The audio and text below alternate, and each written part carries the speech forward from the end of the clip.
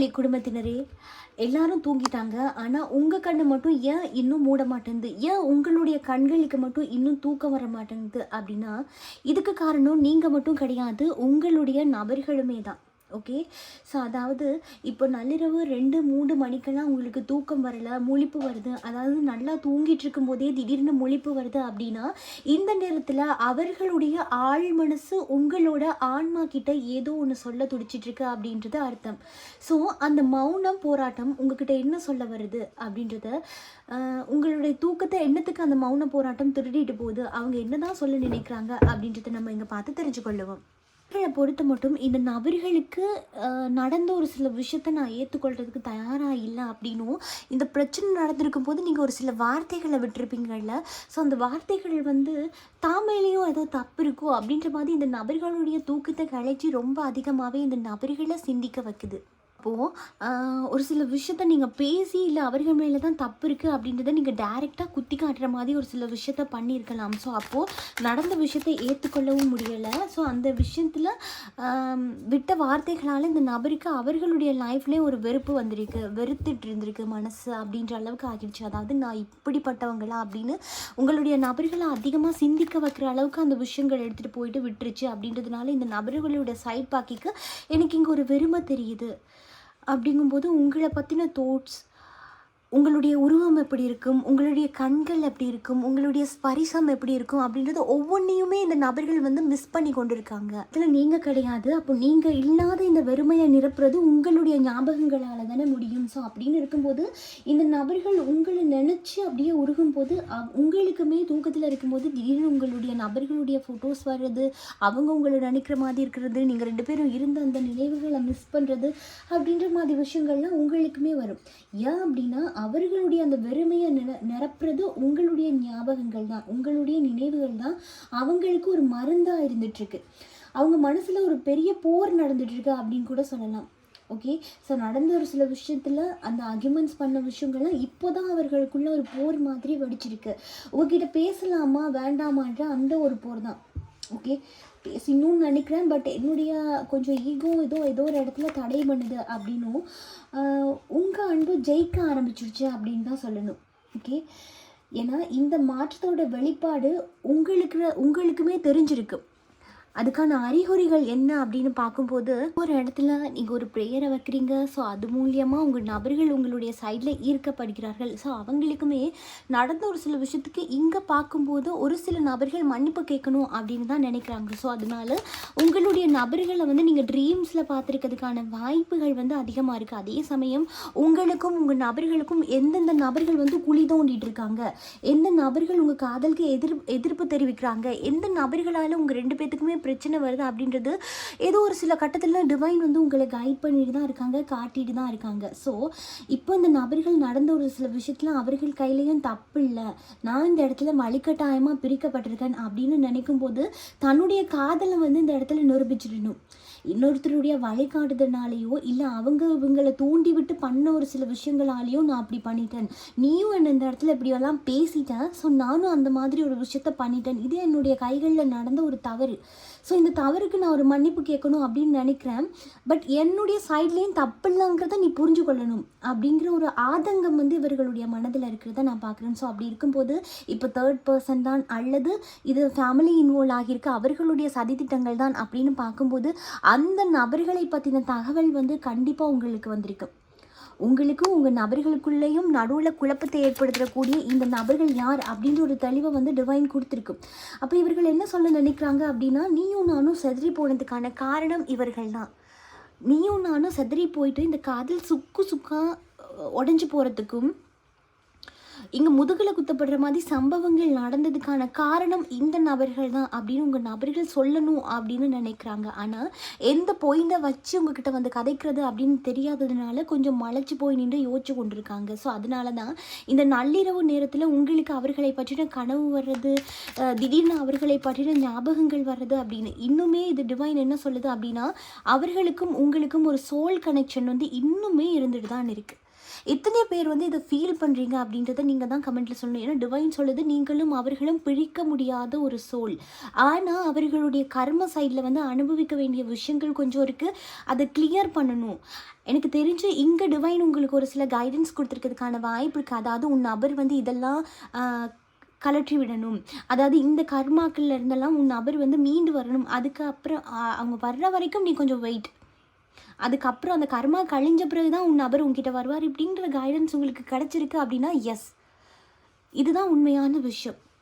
இந்த நபர்கள் வந்து பயங்கரமாக யோசிக்கிறாங்க. ஏன்னா உங்களுக்கு ரொம்ப பிடிக்கும்னு நான் நினைக்கிறேன். அதாவது பூனை வளர்க்கக்கூடிய நபர்கள், உங்கள் வீட்டில் பூனை இருக்கலாம் அல்லது உங்களுக்கு பூனை ரொம்ப பிடிக்கும். ஸோ அந்த நபர்களுக்குமே உங்களுக்கு இது பிடிக்கும் அப்படின்னு தெரிஞ்சதுனாலேயே அந்த பெட்கிட்ட போய்ட்டு உங்கள்கிட்ட கதைக்கிற மாதிரியான விஷயங்களை கதைக்கிறது. ஒரு சிலருக்கு இங்கே நாய் கூட பிடிக்கலாம். ஓகே, ஸோ அப்போது உங்ககிட்ட கதைக்கக்கூடிய விஷயங்களை இப்போ கதைக்கிறதுக்கு அந்த பிளேஸில் நீங்கள் இல்லை அப்படின்ன உடனே அவங்க அந்த விஷயங்களை பார்த்து கதைக்கிறாங்க. அந்த இடத்துல நீங்கள் இருக்கிற மாதிரி கற்பனை பண்ணி கொண்டு கதைக்கிறாங்க. அப்போது என்னதான் பேச்சுவார்த்தை இல்லை அப்படின்னாலுமே கூட சரி எது தவறு எது அப்படின்றது இப்போ யோசித்து கதைக்கும் போது, புரிஞ்சு கொண்டு கதைக்கும் போது டிவைன் அதுக்கு கை கொடுக்க தான் செய்கிறாங்க. அப்படிங்கும்போது இந்த சோல் வந்து சும்மாவே கனெக்ட் ஆகிருது.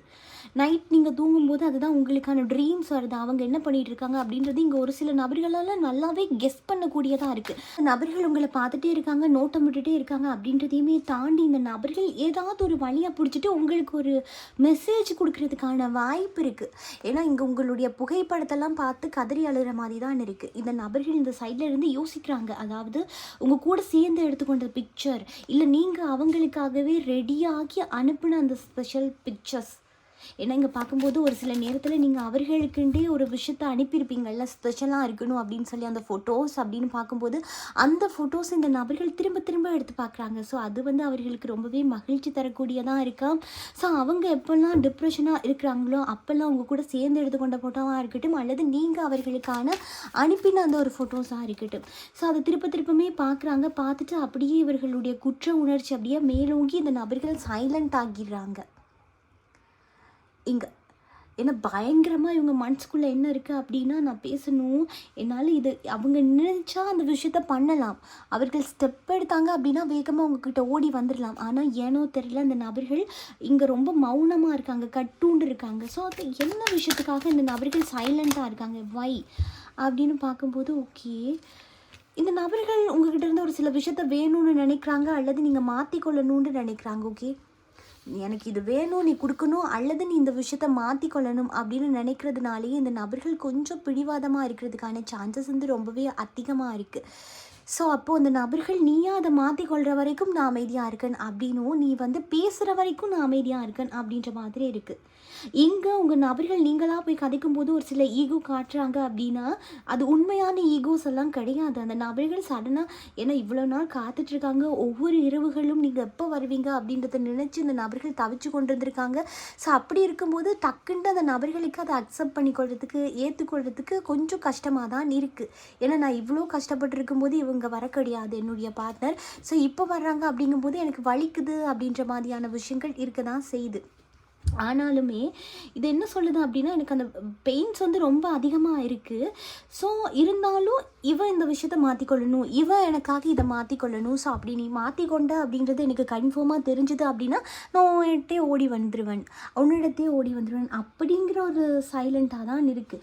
ஸோ ஒரு சிலரை பார்க்கும்போது எதுக்காக இந்த சைலண்ட் அப்படிங்கும்போது எஸ், இந்த இடத்த பார்க்கும்போது ஒரு ஓ மை காட், இந்த கார்டும் வந்துடுச்சு. ஓகே, ஸோ அப்போ பார்க்கும்போது இங்கே ஏன் அவ்வளோ சைலண்ட் காக்குறாங்க, இவ்வளோ மிஸ் பண்ணியும் எதுக்காக, ரீசன் என்ன அப்படின்னு பார்க்கும்போது சரியான டைமிங் இது கிடையாது அப்படின்றாங்க. ஏன்னா யாரோ ஒரு நபர் உங்களுடைய காதலில் உங்கள் நபர்களை நோட்டம் விட்டு கொண்டிருக்காங்க, நீங்கள் என்ன பண்ணுறீங்க எது பண்ணுறீங்கன்னு தேடி கொண்டிருக்காங்களாம். ஸோ அப்படிங்கும்போது இந்த நபர்கள் டக்குன்னு ஸ்டெப் எடுக்கிறதுக்கு கொஞ்சம் யோசிக்கிறாங்க. ஆனால் இந்த நபர்களுடைய மனதில் ஒரு அதீத காதலை நான் பார்க்குறேன். இங்கே உங்கள் நபர்கள் அகெயின் உங்களை மீட் பண்ணும்போது அந்த டைமிங் கரெக்டாக வரணும் அப்படின்ற மாதிரியும் யோசிக்கிறாங்க. அதே மாதிரி இந்த நபர்கள் உங்களுக்காகவே அவர்கள் கையால் ரெடி பண்ண ஏதாவது ஒரு கிஃப்ட்ஸை உங்களுக்கு கொண்டாந்து கொடுக்கறதுக்கான சான்சஸ் வந்து ரொம்பவே அதிகமாக இருக்குது. ஸோ நீங்கள் கொஞ்சம் பொறுமையாக இருங்க. கண்டிப்பாக இந்த நபர்கள் உங்ககிட்ட வந்து கதைக்கிற நேரம் இருக்குது. பட் தனிப்பட்ட ரீதியாக உங்களுடைய ஜாதகத்தில் ஏதோ டெத் காட்டுது. அண்ட் நைட் ஆஃப் வாண்ட்ஸ், அதாவது பேச்சுவார்த்தைகள் அமைக்கலாம். அவங்க நினச்சா பேச்சுவார்த்தைகள் அமைச்சிடலாம். இந்த டெத்தும் இந்த நைட் ஆஃப் வாண்டும் என்ன சொல்லுறாங்க அப்படின்னா, ஏதோ ஒரு தடங்கள் இருக்குது, தனிப்பட்ட ரீதியாக தடங்கள் இருக்குது. ஸோ இந்த தனிப்பட்ட ரீதியாக தடங்கள் அப்படின்ற ஒரு விஷயந்தான் ரெண்டு பேர்த்தையுமே பிரித்து வச்சுருக்கு. உங்களையும் உங்கள் நபர்களையும் பிரிக்கிறதுக்கான ஒரு சதி அப்படின்னு கூட சொல்லலாம். இங்கே டெத்து யாரோ ஒரு விஷயங்கள் குறுக்கில் நிற்கிறாங்க. ஸோ அதனால கூட அந்த பாசிட்டிவ் ஆகிற மாதிரியே வரும், டக்குன்னு அங்கால நெகட்டிவ் ஆகிரும். நீங்கள் எதிர்பார்க்காத நேரத்தில் நெகட்டிவ் ஆகிரும். அப்போது இந்த ரீடிங்ஸ் பார்த்துட்ருக்கீங்க அப்படின்னா தனிப்பட்ட ரீதியாக உங்களுடைய இதில் ஏதோ ஒரு மிஸ்டேக் இருக்குது. பட் அவர்களுடைய இதயத்தில் எல்லாம் என்ன இருக்குன்னு நான் ஒன்று ரொம்பவே மிஸ் பண்ணுறேன், இந்த பொழுதில் நான் ஒன்று மிஸ் பண்ணுறேன் அப்படின்றதுனால தான் உங்களுக்குமே தூக்கம் அப்படின்றது சுத்தமாக இருக்காது. எனக்கு இங்கே பார்க்குறவங்க 99% வந்து கண்டிப்பாக தூங்கியிருக்கவே மாட்டீங்க. நீங்கள் தூங்கவே மாட்டீங்கன்னு அந்த அளவுக்கு ஒரு ஏக்கமாக இருக்குது. அந்த அளவுக்கு ஏக்கமாக இருக்குது அப்படின்னா உங்களுடைய நபர்கள் உங்களை மனதார ஃபீல் பண்ணுறாங்க அப்படின்றது அர்த்தம். ஓகே, ஸோ நம்ம பிரபஞ்ச மொழியில் இனி போடக்கூடிய எல்லா ரீடிங்ஸுமே லைவ் ரீடிங் தான். ஆல்ரெடி நம்ம லைவாக தான் அப்லோட் பண்ணிகிட்டு இருந்தோம். இன்னும் கொஞ்சம் எக்ஸ்ட்ராவாக ஒரு படியாக போயிட்டு இந்த செகண்ட் உங்கள் நபர்களுடைய மைண்டில் என்ன இருக்குது, என்ன விஷயங்கள் ஓடிக்கொண்டிருக்கு அப்படின்னா இதுதான். ஓகே, ஸோ நம்ம ரீடிங்கை பொறுத்து எதையுமே நம்ம பூசி மொழிகி சுகர் கோட் பண்ணியெல்லாம் நம்ம சொல்ல மாட்டோம்.